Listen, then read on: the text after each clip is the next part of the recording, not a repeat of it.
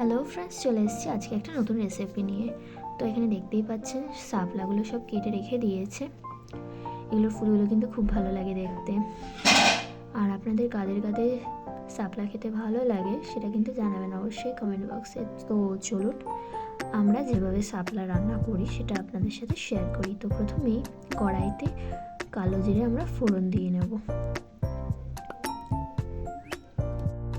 তারপর কিন্তু এতে বন্ধুরা আমরা কাঁচা লঙ্কা ফেলে দিয়ে নেব। আর এই যে কেটে রাখা যে শাপলাগুলো ছিল সেগুলো দিয়ে কিছুক্ষণ নাড়াচাড়া দিয়ে নেব তেলের মধ্যেই।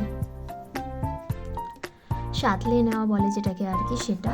তারপর হচ্ছে গিয়ে এতে লবণ হলুদ পরিমাণ মতন আমরা দিয়ে নেব। তারপর তাতে আমরা যে মশলাটা করে রেখেছিলাম আগে দিয়ে, সেটা হচ্ছে গিয়ে সর্ষে বাটা ছিল ওতে।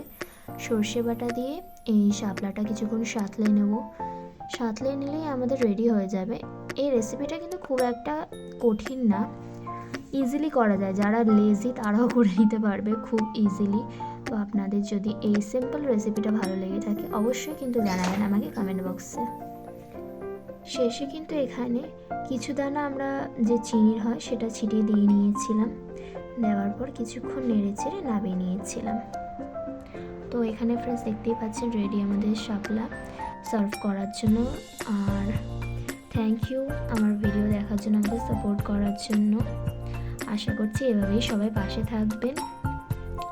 আর আজকের মতন এইটুকুই, দেখা হবে নেক্সট ভিডিওতে। টাটা, সবাই ভালো থাকবেন।